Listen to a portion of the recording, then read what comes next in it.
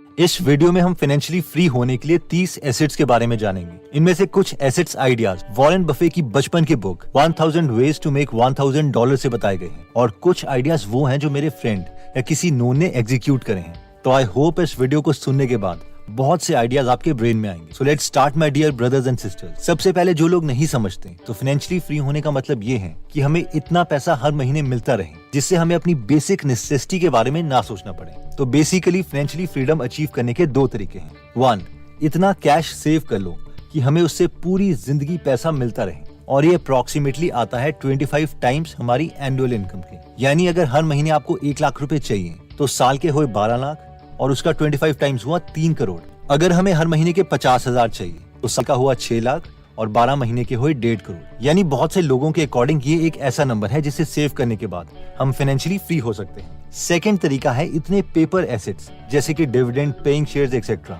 या physical assets जैसे कि रेंटल प्रॉपर्टीज बना लो ताकि हमें मिनिमम हर मंथ रिक्वायर्ड पैसे मिलते रहें। तो आइए अब हम देखते हैं उन 30 एसेट्स को। इस वीडियो को आप पूरा देखिएगा क्योंकि इनमें से आपने बहुत से एसेट्स सुने भी नहीं होंगे। तो 30th नंबर पर आता है माइनिंग। 1848 में कैलिफोर्निया में गोल्ड रश हुआ था।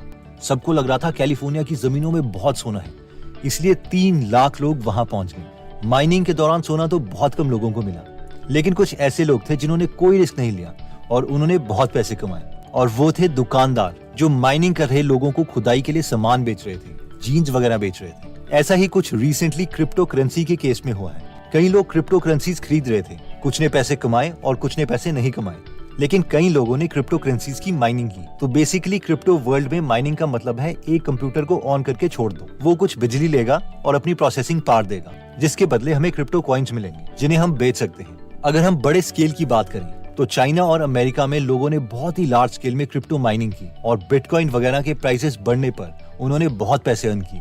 छोटे स्केल में बात करें तो लोग अपने घरों में इन माइनिंग रिग्स को रखकर बहुत पैसे कमा रहे थे। एक्चुअली एसेट्स की डेफिनेशन में ये ऑलमोस्ट ट्रू एसेट था क्योंकि इसे मैनेज करने के लिए हमें अपना बहुत ही कम टाइम इन्वेस्ट करना था और इन्वेस्टमेंट हम 25 से 30 हजार में स्टार्ट कर सकते थे। 29th नंबर पर आता है प्रिपेयरिंग माइनिंग रिग्स।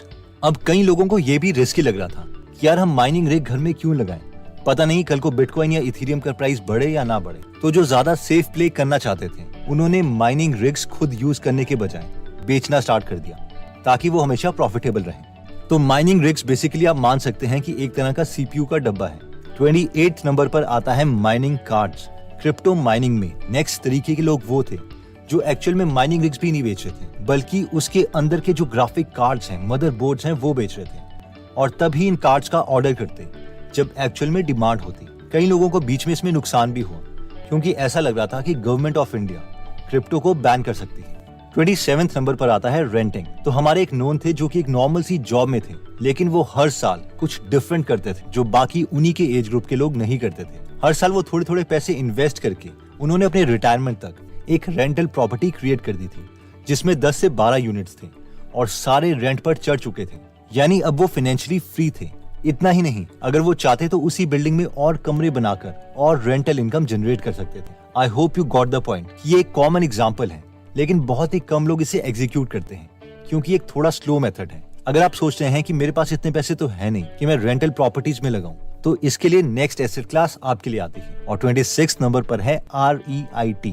जिस तरह से हम म्यूचुअल फंड्स में बहुत से लोग मिलकर एक एक्सपर्ट को पैसे देते हैं कि वो बेस्ट कंपनीज में हमारे लिए पैसे इन्वेस्ट करें जिसका रिटर्न हमें मिलता है, वैसे ही रियल एस्टेट में जब हम प्रॉपर्टीज के एक्सपर्ट्स को पैसे देते हैं तो वो अच्छी प्रॉपर्टीज खरीदते हैं और उसका रेंट सब में डिस्ट्रीब्यूट कर देते हैं और ऐसे एसेट्स को REIT कहते हैं, यानी real estate investment trust.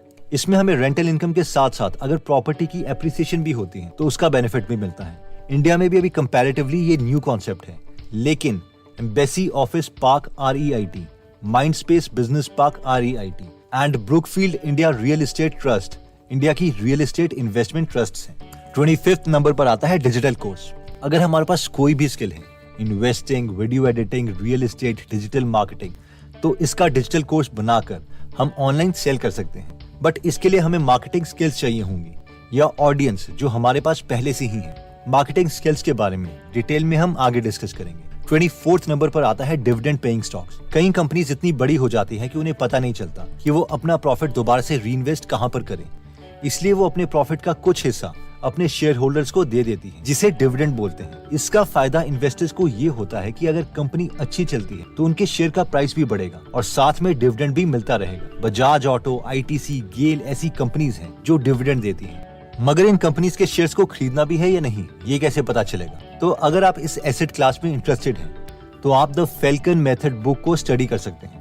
23rd number पर आता है precious metals like gold and silver. कई लोग गोल्ड या सिल्वर को एसेट मानते हैं, खास करके रॉबर्ट कियोसाकी, जिन्होंने बहुत से सिल्वर और गोल्ड के कॉइन्स बॉक्सेस में बंद करके अपने घर रखे हुए हैं, क्योंकि गोल्ड और सिल्वर का प्राइस हमेशा इंक्रीज होता रहता है। लेकिन कई इन्वेस्टर्स गोल्ड और सिल्वर को एसेट्स नहीं मानते। उनका मानना है कि ये इनकम जनरेटिंग एसेट नहीं है, यानी ये खुद कुछ अर्न नहीं कर सकता। एनीवेज, फाइनल डिसीजन तो हमें खुद ही लेना पड़ेगा कि हम किन की थ्योरी से सेटिस्फाइड हैं। 22nd नंबर पर आता है कैश।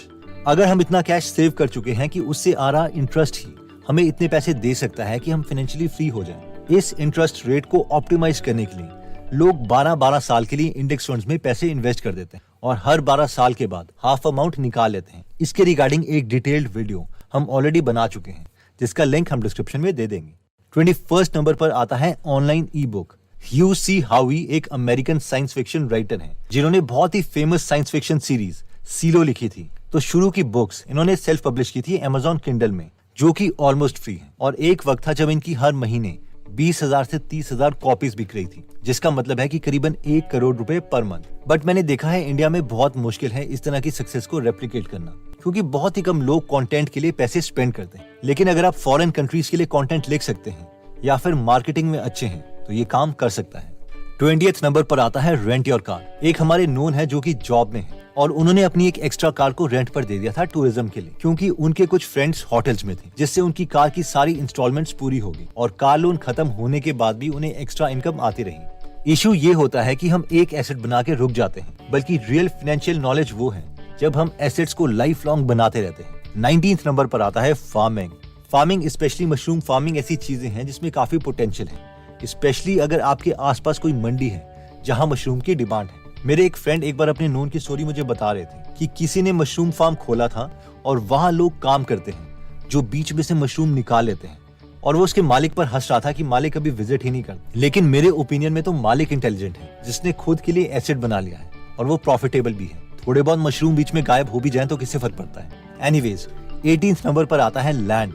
वेकेंड लैंड में पेड मार्केटिंग से लेकर मैरिज प्लेसेस से लेकर रिटायर्ड सोल्जर्स की ट्रेनिंग सेंटर, ये सब अपॉर्चुनिटीज हैं जो अगर हमारे केस में पॉसिबल हैं तो इन्हें हम कंसिडर कर सकते हैं। 17th नंबर पर आता है high income skills. High income skills वो स्किल्स हैं जिनकी अभी मार्केट में डिमांड है और उसके लिए हमें बाकी जॉब्स के कंपैरेटिवली ज्यादा पैसे मिल रहे हैं। For example, mobile app development एक ऐसी जॉब है जहां पर कई फ्रीलांसर वर्क जैसी वेबसाइट्स में $1 मिलियन यानी 7 करोड़ रुपए भी कमा चुके हैं। इसका फायदा ये है कि हम एज अ फ्रीलांसर US जैसी हाई पेइंग क्लाइंट्स को भी टारगेट कर सकते हैं। 16th नंबर पर आता है फ्रीलांसिंग। सो फ्रीलांसिंग सिर्फ एप्लीकेशन डेवलपमेंट के लिए नहीं है, बल्कि हम बाकी चीजों में भी कर सकते हैं। मेरे ओपिनियन में ये सबसे बेस्ट तरीका है अपनी स्किल को डेवलप करने का, क्योंकि हमें मौका मिल जाता है रियल प्रोजेक्ट्स पर काम करने का। इसलिए अगर हम कोई नई स्किल सीख रहे हैं और साथ में हम फ्रीलांसर बन जाते हैं तो हम बहुत जल्दी अपनी स्किल को इम्प्रूव कर सकते हैं। अगर हम लर्निंग स्टेज में हैं तो फ्री में भी हम काम कर सकते हैं। 15th नंबर पर आता है make your own application.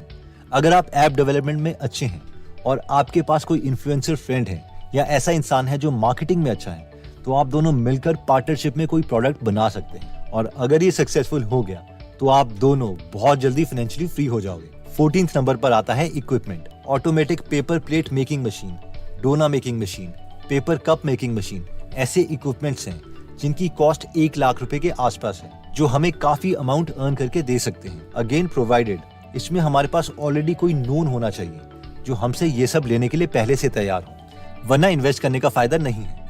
13th number पर आता है एफिलिएट मार्केटिंग। अगर हम मार्केटिंग में अच्छे हो गए हैं लेकिन हमारे पास हमारा प्रोडक्ट नहीं है, तो पहले हम दूसरों का प्रोडक्ट सेल कर सकते हैं और हर बार किसी का प्रोडक्ट सेल करने पर हमें कुछ कमीशन मिलेगी। नए स्टार्टअप्स हमें नॉर्मल साइनअप्स के लिए भी अच्छे पैसे देते हैं, स्पेशली जब वो कस्टमर एक्विजिशन स्टेज में होते हैं, जैसे कि अपस्टॉक पर यूजर जो इनके प्लेटफॉर्म में फ्री में डीमैट अकाउंट खोलता है उन्हें 400 रुपीज पे करते हैं। 12th नंबर पर आता है यूट्यूब चैनल। वैसे इसमें बहुत सी वीडियोस बन चुकी हैं एंड आई होप हम सब इससे फैमिलियर भी हैं।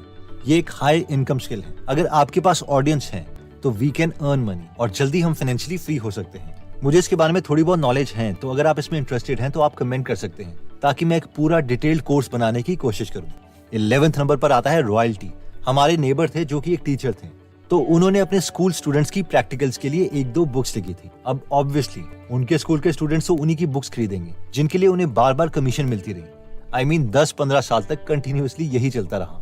10th नंबर पर आता है बॉन्ड्स। अगर कंपनी के शेयर्स खरीदना हमें रिस्की लगता है तो शेयर्स के बजाय हम बॉन्ड्स खरीद सकते हैं। बॉन्ड्स का मतलब है कि हम कंपनी को उधार दे रहे हैं। अगर हमें कंपनीज पर विश्वास नहीं है तो हम reserve bank of India RBI से भी बॉन्ड्स खरीद सकते हैं। अभी इसमें 7.15% रेट अवेलेबल है, जो कि ज्यादा है FD से। 9th नंबर पर आता है एजेंट्स।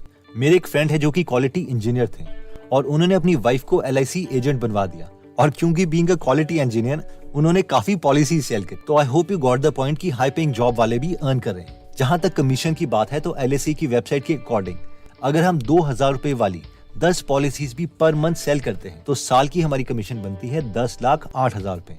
और अगर महीने की 2000 रुपए वाली सिर्फ 2 पॉलिसीज भी सेल कर सकते हैं तो साल के 2,01,000 एक्स्ट्रा कैश हमें फर्स्ट ईयर मिलेगा और उसके बाद भी कमीशन मिलती रहेगी। 8 नंबर पर आता है फेसबुक एडवर्टाइजिंग। बहुत से मेरे ऐसे यूट्यूब फ्रेंड्स हैं जो फेसबुक एडवर्टाइजिंग को यूज करके डिजिटल प्रोडक्ट सेल कर रहे हैं, और सबसे इंटरेस्टिंग बात यह है कि उनका खुद का कोई प्रोडक्ट नहीं है। अभी वो क्या कर रहे हैं मैं वो रिवील नहीं कर सकता क्योंकि उनके एडवर्टाइजिंग कैंपेन्स चल रहे हैं। लेकिन फेसबुक एडवर्टाइजिंग एक मार्केटिंग स्किल है, और अगर इसे हम बिजनेस स्किल के साथ मैच कर देते हैं तो ये फाइनेंशियली फ्रीडम की तरफ हमारी जर्नी बहुत शॉर्ट कर देगा। नेक्स्ट नंबर पर आता है Airbnb।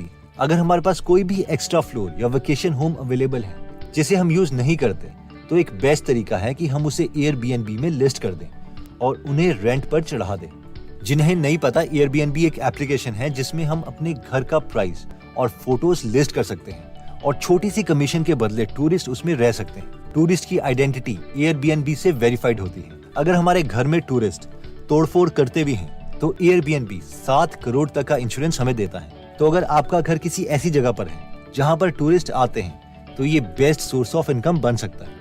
6th नंबर पर आता है एंजल इन्वेस्टिंग। इसमें कॉन्सेप्ट ये है कि अगर आपको किसी नए स्टार्टअप के फाउंडर पर यकीन है तो उसके बिजनेस में हम शुरू में इन्वेस्ट कर सकते हैं, और अगर वो सक्सेसफुल हो जाता है तो हमारे पैसे भी बहुत टाइम इंक्रीज हो जाएंगे, जो नॉर्मल इन्वेस्टिंग में पॉसिबल नहीं है। हाँ, तो 50 लाख लगाए थे। इन्वेस्टर को एग्जिट मिला अबाउट 3 साल पहले 2018 में, आई थिंक 18 या 17 में उनके स्टेक को किसी ने 28 करोड़ में खरीद लिया।